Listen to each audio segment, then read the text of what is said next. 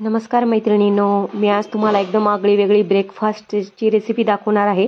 तर फ्लावर समोसे म्हणतात याला, तर मी ते दाखवणार आहे. पण आपले समोसे टाईप नाही आहे, थोडीशी वेगळी युनिक रेसिपी आहे. तर यासाठी मी एक वाटी गव्हाचं पीठ घेतलेलं आहे. तुम्ही मैदा पण वापरू शकता, पण गव्हाच्या पिठाने बी खूप सुंदर होतात हे समोसे. तर मी एक वाटी गव्हाचं पीठ घेतलेलं आहे. त्यात मी काळे तीळ अर्धा चमचा टाकून घेतलेले आहे. ओवा घेतलेला आहे मी अर्धा चमचा. त्या व्यवस्थित हातावर आपल्याला रगडून घ्यायच्या आहेत आणि मग ॲड करायचे आहे पिठामध्ये. अर्धा चमचा मी मीठ घेतलेला आहे आणि हे व्यवस्थित सगळं मिक्स करून घ्यायचं आहे आपल्याला. मिक्स करून झालं की एक चमचा यात गार तेल टाकायचं आहे आपल्याला आणि व्यवस्थित आपल्याला हे मिक्स करून व्यवस्थित याचा गोळा करून घ्यायचा आहे. आपल्याला पीठ जास्त पातळ पण नाही जास्त घट्ट पण नाही, मीडियम असा गोळा आपल्याला भिजून घ्यायचा आहे या प्रकारे आणि 10 मिनिटासाठी झाकून ठेवायचा आहे. आता मी इथं बटाटे शिजवून क्रश करून घेतलेले आहे व्यवस्थित.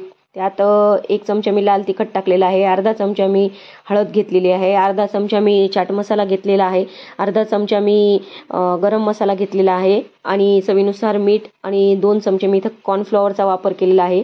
1 चमचा मी तांदळाचं पीठ घेतलेलं आहे आणि हे व्यवस्थित सगळं मिक्स करून घ्यायचं आहे. तुमच्याकडे जर एखादं पीठ या दोघांमधलं जर नसेल तर तुम्ही एक पण पीठ ॲड करू शकता आणि असा व्यवस्थित गोळा याचा बनवून घ्यायचा आहे आणि तेल टाकून परत व्यवस्थित आपल्याला मळून घ्यायचं आहे. बघू शकता तुम्ही किती छान गोळा आपला तयार झालेला आहे. आता आपल्या कणकेला पण 10 मिनिटं झालेले आहेत. आता कणिक व्यवस्थित 2 ते 3 मिनिटं व्यवस्थित मळून घ्यायची आहे. नंतर तेल टाकून व्यवस्थित मळून घ्यायची आहे आपल्याला ही कणिक. व्यवस्थित मळून झाली की आपल्याला त्याचे 2 गोळे करून घ्यायचे आहे कणकेचे. हे बघा या प्रकारे. आता आपल्याला आपण जशी पोळी लाटतो त्या प्रकारे आपल्याला मोठी पोळी लाटून घ्यायची आहे गव्हाचं पीठ टाकून. पण आपल्याला पोळी खूप पातळ लाटायची नाही आहे, थोडी जाडसरच ठेवायची आहे, कारण आपल्याला त्यात मिश्रण ॲड करायचं आहे. त्यामुळे आपल्याला पोळी खूप बारीक लाटायची नाही आहे. हे बघा आपली पोळी अशी थोडीशी जाडसर लाटून झालेली आहे. आता दुसरी पोळी पण व्यवस्थित लाटून घ्यायची आहे आपल्याला पीठ टाकून.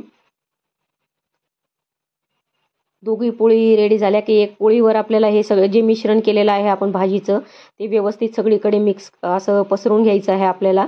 हे बघा या प्रकारे पसरून घेतलेलं आहे मी. त्यावर दुसरी पोळी आपल्याला ठेवायची आहे. दोघी पोळ्या आपल्याला सारख्याच आकारात लाटून घ्यायच्या आहेत. हे बघा त्याच्यावर दुसरी पोळी टाकली की व्यवस्थित आपल्याला लाटण्याने थोडंसं प्रेस करून घ्यायचं आहे आणि चारी बाजूने आपल्याला जे कोपरे त्याचे ते कापून घ्यायचे आहे. आपल्याला चौकोनी आकारात पोळी करून घ्यायची आहे ही. ते काठ आपल्याला काढून घ्यायचे आहे बाजूला चारी आणि व्यवस्थित काठ काढून झाले की आपल्याला चौकोनी आकारात छोटे छोटे तुकडे करून घ्यायचे आहे याचे. बघू शकता तुम्ही पिझ्झा कटरने एकदम छान कापल्या जातात ते एकदम. जर आपल्याकडे नसलं तर आपण चाकूने पण कापू शकतो, पण पिझ्झा कटरने एकदम व्यवस्थित होतं. हे बघा अशी चौकोनी व्यवस्थित कापून घ्यायची आहे आपल्याला.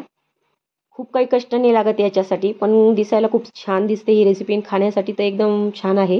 हे बघा चौकोन केलेला आहे, असं वरून त्याला 2 टोकं दाबून घ्यायचे आहे आणि मागून याचे 2 टोकं असे दाबून घ्यायचे आहे. अगदी सोपा आकार आहे, पण दिसायला खूप सुंदर दिसतो हा. आणि मीडियम फ्लेमवर आपल्याला तेल गरम करून घेतलेलं आहे मी आणि मीडियम फ्लेमवरच आपल्याला हे जे समोसे आहेत ते तळून घ्यायचे आहे, कारण ते आपल्याला क्रिस्पी व्हायला पाहिजे. त्यामुळे आपण व्यवस्थित मीडियम फ्लेमवरच आपल्याला तळून घ्यायचे आहे आणि थोडी अलटी-पलटी करत राहायची आहे. हे बघा किती छान एकदम छान तळून झालेले आहे मीडियम फ्लेमवर. अगदी गोल्डन ब्राऊन झालेले आहे. या प्रकारे असे तळून घ्यायचे आहे आणि हे बघा सगळे तयार झालेले आहे. तर नक्की ट्राय करा माझ्या पद्धतीने ही रेसिपी. माझे व्हिडिओ आवडत असेल तर माझ्या चॅनलला सबस्क्राईब करा, लाईक्स करा, कमेंट करा आणि मला सपोर्ट करा. धन्यवाद.